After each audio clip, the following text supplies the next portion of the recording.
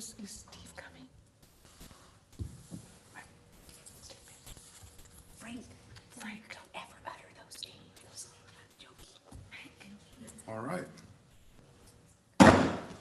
Welcome to the regular meeting of the Helotes City Council. It's February 9th, 2023. It is 7 p.m.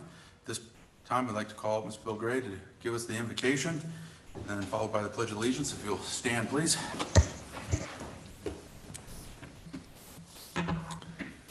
Heavenly Father, may your truth be revealed. May your light shine brighter.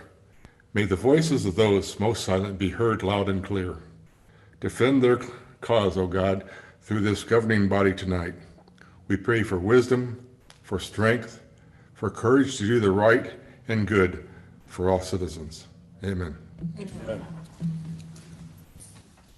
I pledge allegiance to the flag of the United States of America and to the republic for which it stands, one nation, under God, indivisible, with liberty and justice for all. On the Texas flag, I pledge allegiance to thee, Texas, one state, under God, one and indivisible.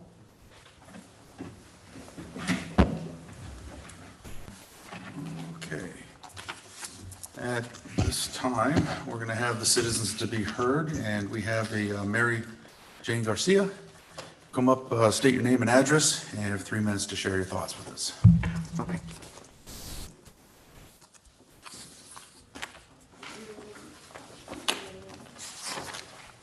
Thank you. Okay. Thank you. This is smart to do it at 4 o'clock. You save your time by doing it now. I have 3 minutes. Okay, my name is Mary Jane Garcia. I reside at 1411 Flying W Trail, right across the street here in Helotes Parks Estates. The reason for my visit today is I want to question or oppose a city permit that was issued for a fence. If you turn to page 4, please. The fence permit was issued on 11/30, which is November. And if you read the very first sentence, it says an installation of a 6-foot privacy fence, 1 foot inside the property line with a 6-foot chain link fence. Okay, both of those are not correct. The fence has partially been erected and it's in the easement. It is way off the property line. I've given you a copy of the survey that I paid for, and I've given you a copy of the plats where you can clearly see we are lot 13, the neighbors are lot 18, and there is a utility easement that runs right down the middle. And I've also given you a copy of the survey that I paid for. Okay, if you turn the page, the fence is because the neighbors put up a pool. And according to Texas, if it's a new pool enclosure, installation may not be constructed of a chain link fence. So that phrase questions the part where it says a 6-foot chain link fence. Okay, so that's incorrect. And you also have the map that shows you the green area where he's going to install the chain link fence. And he also has provided the red line where he's installing the wood fence, which is in the utility easement. So that is what I'm questioning about. You also have a copy of the survey that was nonpartisan, non-political. Surges of Texas did the survey. And then I've offered some pictures. Let's go through the pictures really quick. Okay, the first picture is that this is my house, a 2-story house, and this is the neighbor's house. This is an easement right down the middle, okay? And then they constructed a storage shed and the pool with no permits on the onset. At the beginning, when they were erected or constructed, there was no permits. It was not after that I came to the city to bring it to their attention that they started working with the city. I've been talking to Michael and Dustin, and they're still working with them. Nothing has been resolved. But the fence is completely off of the property line, according to the survey that was done by Surges of Texas. And I also had him forward that to Michael Gallardo. If you turn really quickly to the last 4 pages, I want to show you an addendum there that I did because, That's the 3 minutes, Mayor. okay. You have Thank you. everything. We do have everything. Thank you very much for bringing your thoughts. Uh, According to law, we cannot respond and discuss, but however, council can make a statement on specific factual information and citing regarding city policy and That's fine. factual statements, That's fine. of which we have taken the Information Development Services has verified the information that you gave us. Thank you. Particularly with the survey. And the easement is held by AT&T. The fence is constructed within the easement. You are correct on that. We reached out to AT&T because it is in their easement.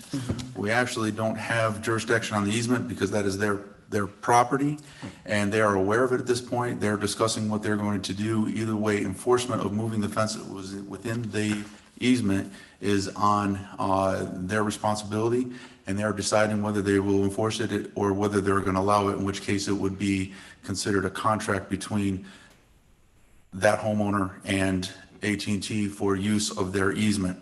At this point, we're waiting to hear from them, but we have contacted them, and enforcement of that will be the responsibility, and they have told us that they will handle enforcement if they decide to enforcement or if they decide to allow that fence in that location. Okay, thank you. You have all my information there. If anybody needs to reach out to me, that's fine. Thank you very much. I appreciate that. Thank you. Okay.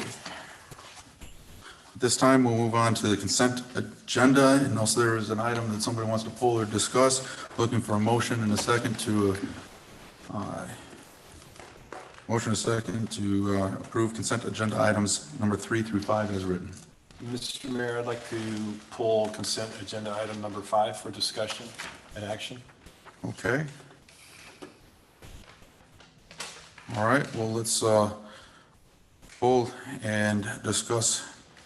Well, let's go ahead and approve consent. If not, let's deal with items number 3 or 4, unless there's anybody else that wants to pull on item 3 or 4. Okay, so looking for a motion and a second to discuss, to approve items number 3 and 4 on the consent agenda as written.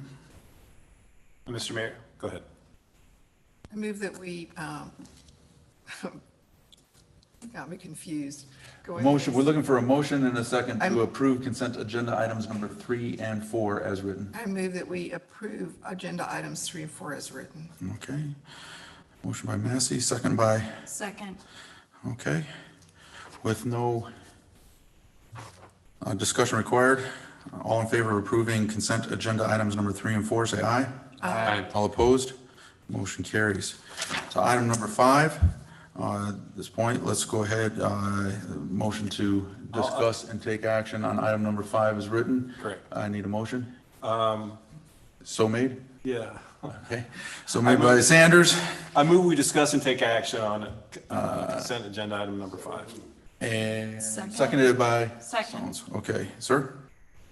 So, I mean, obviously, I'm not opposed to this, but I thought we needed time to actually talk about. There were some things that were in this, that staff had provided that I had questions, and I just thought it was more appropriate to kind of bring it out as a discussion item, right? Okay. I'm interested in, Carnival is when, May timeframe? What will be the status of Highway 16 where we generally do the parade? There's all that construction going on there. Will we still be able to As have of people right there? now, we can, unless TxDOT comes back to us and tells us that we are not able to because we have to turn in the plan. So this resolution is giving us authority to turn in the plan to TxDOT so they can either approve it or disapprove it. You know what I mean? Right. And so, right now, yes, as is and so forth, unless what we turn into TxDOT and the TxDOT comes back and says, no, you can't, and then at that point, we'll have to bring it back to council. But until then, Got it. I don't have that answer for you because TxDOT is the final approving authority. That's perfect, Marion. That clarifies it for me. So we may have to have a plan B in place. Correct. If we're gonna have Carnival because of the construction. And then I guess the second thing, so without without knowing if we have to go to a Plan B, well, we have to wait for TxDOT to respond back to us. Again, cost. So I saw the price jump significantly in my mind, almost 30% from 21 to 22, and it looks like a lot of it has to do with road safety, hiring police, extra cops to provide safety and everything. The biggest cost was actually the barriers. The Okay. barriers was a tremendous increase from 21 to 22. And we don't know if it's gonna be another increase, but because of COVID coming and just their cost, it came down to us. So that was the biggest cost. It really wasn't, the police wasn't a major cost. It was a couple of $1,000s increase to hire because we hire Northside School District to actually help us with this. But that wasn't a major increase. It was a big increase from 19 to 21 because they used to have a run at the same time, so we could share that cost. Well, they stopped doing the run, so that whole cost came to Helotes. So if we looked at 19 to 21, you would already see a big increase there. The other increase from 21 to 22 was the barricades. The barricades were a tremendous cost, and we go out for bid for that. We get the lowest bid, that's who we use, and the lowest bid was still a higher amount. Okay. I'd like to invite Chief Moreland up to share an additional thought and insight on this item. Chief? I've been attending I guess not attending, but the web meetings with TxDOT for the last several months. We have one scheduled for next Thursday. If council would like to have me address that with them on Thursday to get a more definitive answer for that time frame, I'll be happy to. As of right now, the only plans for that intersection at 1560 North or Hausman and 16 was last weekend when it was closed for some underground work. This coming weekend, they're going to do the same thing at Cedar Trail. So the plan is not to have any more closures like that until they're another year into this, or 6 or 8 months probably from now. But I'll ask that question specifically next Thursday. So, but also, we actually gave TxDOT, if you remember, Scott, whole list of all of the projects. Yes. And all of the events, including anything that was happening up to floors, all the way to the festival grounds. So they're aware of all these events and already knew that they were gonna work around those events. I don't know if that meeting would be the appropriate, I think an email out, you know what I mean? We can email, and I can also it's an open forum with all of the TxDOT staffers. Right. And if nothing else, they can get the ball rolling on updating the plan. Regardless, even if that intersection is closed there for construction, it'll be in the middle of the intersection. We'll only be using the southbound side, so we should still be able to make our left turn and go down the southbound side. So okay. I also worry about, the mud and everything alongside the road, right, where they've already kind of prepared for widening the road at some point when they need to move over, so. That'll be happening during that time. I think what we'll have to do is probably maybe some cleanup on our own to make sure it's clear enough for what we want to do out there. I'm all in favor, and I'm going to vote yes. This is a discussion, I thought it was. Right, and On we've mine, been I in thought we talks should with discuss. TxDOT from the beginning of the project, where they knew about the parade, they knew about Cornerville, they knew about anything else that's going on, even Marketplace and so forth, because any of those that would affect anything happening in Helotes. So they have been aware of all these events that we've planned for the next 2 years. They assure me that they are on schedule. Okay, thank you for the information. I really appreciate it, guys. Thank you. Second, anybody have any additional information or discussion? Okay, with no further discussion, all in favor of approving item number 5 is written, say aye. Aye. All opposed? Motion carries. This time, we're looking for a motion and a second to discuss and take action on item number 6 as written concerning the HVAC and purification contract between Helotes and United Air Conditioning Unlimited. I'll make a motion that we discuss and take action on item 6 as written. Okay, motion by Merchant, second by I'll second. Massey. Sir? Not gonna lie, this is a little disappointing to see this, but I assume this is something we have to have. So what happened was that we went out for bid on our project for the HVAC system that y'all approved. While they were here, they realized that so we have a crawl space up in court, and there wasn't, some of the ducts and so forth was never connected. So we actually never had heat in that portion of the building, at least one room of the building. And obviously staff didn't realize it or anything else. The rest of the building had enough heat to go into that room and heat up the room. So we had to get that fixed. So we're just coming back to say, this is what it costs to complete that project with the change order. And this is the increase. And because we had a not to exceed amount, we have to come to council for that approval and that amendment. But it was something that was necessary to complete the project because it was something that was not built right initially. Understood? Okay. I'm good. Yeah, I mean, then, these things happen, and, it's only a $4,400 difference, so I'm not aching over it. I'm glad they found it, Yeah, found it and fixed it and everything now connects. yeah. Councilman? Where is the $4,400 coming from? Did From that come the reserves? or From the ARPA.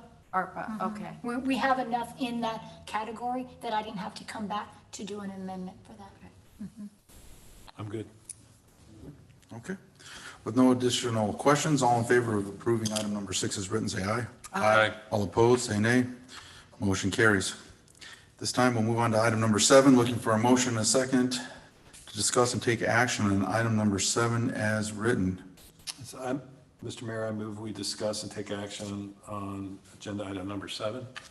Councilman Sanders makes a motion, second by I'll second. Marchant. Sir? First thing is, this is spot on. This is right what we estimated. I think it was the last council meeting. We said 172K, and it's coming in just under that, so that's awesome. Just general question to staff. With this kind of equipment, and specifically, I think the one piece of equipment, the vendor got bought out, and then they're not supportive anymore. No, actually what happened was the vendor got bought out right after we bought the initial software. So we bought it and they got bought out that same year. Since then, we've had problems and it's gotten worse with the customer service, with data update, software updates and so forth. And then they came to us with a price increase, double what their annual maintenance cost was. And we felt that with the lack of customer service, with the lack of the updates, plus that software did not talk well. Like we don't have everything talking to each other. Like I don't know what that decision was made that the RMS, which is the report system that the police use, and then the one that the dispatch uses, and then what fire uses, don't talk to each other. Usually in any other agency, you would have all programs either able to talk to each other because there's a bridge, or you would have one program for all the Right. different departments. That wasn't the case here. So they were able to talk to court for report writing, for the tickets and so forth, but CAD wasn't talking to RMS, so there was just a lot of disconnect. So when we went back out, we decided this would be the best time to go out and look for software, so all the departments could speak with one another, and that we would have better communication among the departments when we had any kind of emergency or any kind of calls. And so we actually started talking with several different agencies in the last year, several different vendors in the last year, and we did presentations. And the only reason we don't have to go out for bid is because they are actually part of one of the co-op purchasing tips that we are part of, and the bid process. That was my next question. The bid process Awesome. is already done for us, so we didn't have to go out for a separate bid and go through that whole process. You read my mind, Marion. I'm good. So this really went back into 2017. Yes. When we bought that, and it was not a unified system at that point. We still utilized a CAD system from 2010, correct? Correct. And so really, this is It was a Band-Aid. this is really kind of going back and fixing, and as opposed to band-aiding and patchworking systems together to try to make them work, we're doing things right. And on a plus side, we're able to utilize ARPA money for this, so this is not really coming out of monies from the city. And in the long run, this does give us greater options as we look to our long-term solutions for dispatch. This does continue to keep the door open for a multitude of options for the ability to perhaps even take on additional customers, et cetera, because it'd be a lot more efficient and a system that works. I think this is a. And the biggest thing is it puts all public safety together. Yeah. Yes, it puts all public, police, fire, and public works for that matter, as far as, dispatching, all in the same system. Yeah, police, fire, so dispatch. And dispatch and will have EMS. access to everything, and we can send it out to everybody that needs it. It also connects to Bear County, which we have an interlocal agreement with, because this is the same system they utilize. And so that there is another component we didn't bring that we might bring in the future if we ever see it necessary, where we're able to actually talk to other agencies and be able to send those calls. If we get a call from Bear County, instead of picking up the phone call, we're able to just send it to them through the system. So to give a little bit more backstory on that, when the switch over to the P25 radio system, there was a lot of encryption that goes on with the Bear County, which our current systems would not allow us to be able to communicate. So we were looking before, if you remember, to hold things together until we get a final answer, perhaps from Bear County. Right. But there was a deadline that was originally stated, July. It got moved up to March, and then we wouldn't be able to communicate with Bear County at all. And our system just, although we were told there wouldn't be a problem and they would have some backups available from Bear County Dispatch, would say the experts in the field that we had come in and actually take a look at our equipment determined that that was in fact not the case. So instead of waiting until all of a sudden it was too late, this worst case scenario, this equipment also has a secondary value if we decide to do something different in the future. So it's not lost money if we're not tied into a long-term, we bought this so we're stuck for a 10-year type of situation. It really is the best of both worlds, if you will. Thank you guys for that information. I appreciate it. Absolutely. My only comment was going to be, and you answered it, all of these agencies will be able to communicate effectively and efficiently. So it sounds like it'll do it, and that's money well spent. How long is it gonna take to get it all up and running? It's almost an 8-month process because they're going to have to dump our data, because the data from the current system into there. So it's almost an 8-month process by the time we start the whole thing to be able to move So this over. they will build this, it's customized to our needs, and they build it, give us the testing, we test it, theoretically break it, and then they fix it, and so we go back and forth with this testing module to get it to where it's perfected before it's released. So it can take 6 to 9 months for that process to. So are you gonna have to do parallel ops? Yes, we're gonna still have the other one. So we actually signed the maintenance agreement for 1 more year for the other one. That's just how, to build this correctly, that's the only way to be able to do it. And to be able to have our old data, and instead of having to pay a maintenance agreement to save that, because we have to keep that data up to some 5 years, 7 years, and so forth. So instead of putting it into this system is the optimal solution. So we don't shut off the old system until we're comfortable that the new system is 100% working. Correct. And we've worked all the kinks out. Yeah. And then we shut off the old system. And I'm working to put together a CAD committee with members of each department, and everybody gets a say in this CAD and how it's built and programmed for each department the way that they need it. That's it, that's all I have. Anybody else? I guess just want to take a pause to thank the city staff for their foresight with all the work on ARPA, which was tedious. And all the interlocal agreements. When talking with citizens, I have people bring this up. I also have a lot of people asking me, how did the city get that park out there? And so it's just really great to talk about ARPA and tell them, you know, all the hard work the city staff, they thank me and I say, no, I wasn't on council, that was city staff and the other folks on council, but anyway, thank you. And definitely give a shout out to Jamie for her hard work in recognizing some of the issues that were not identified by the professionals that came in and said we weren't going to have a problem. Also, Jamie, thank you to you and your entire department for the work that you've done. I appreciate you. All right. With no other discussion, all in favor of approving item number 7 as written, say aye. Aye. All opposed, say nay. Aye. Motion. Sorry. You already said aye. I already To said clarify. Thank you. All right. I'm like in a hurry.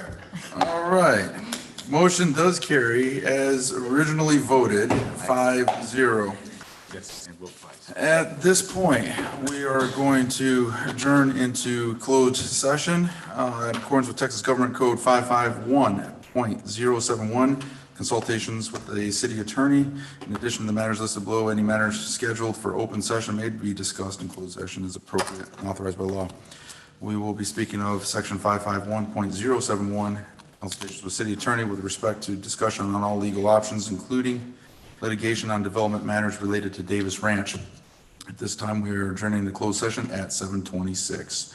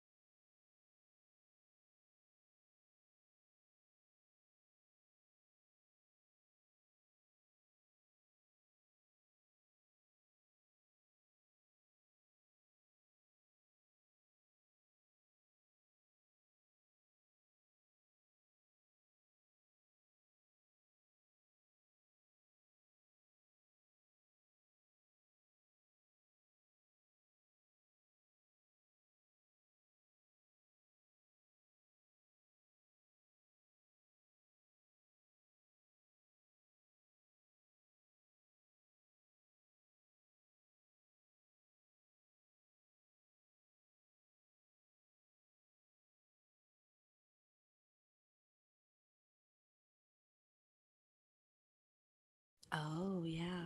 I don't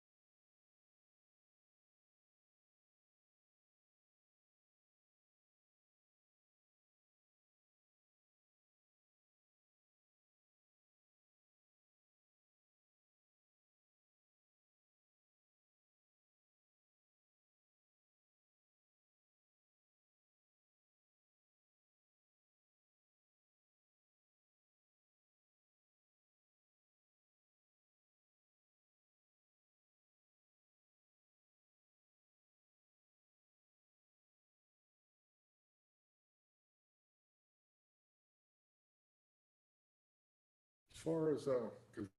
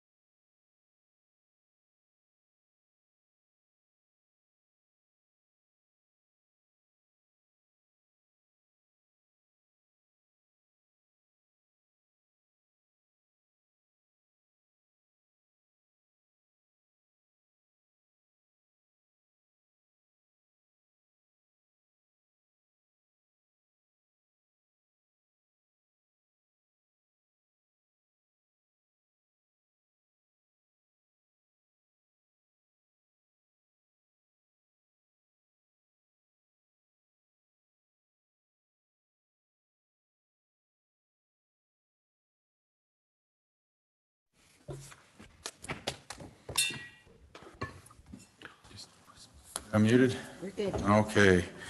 We are back from executive session. No decisions.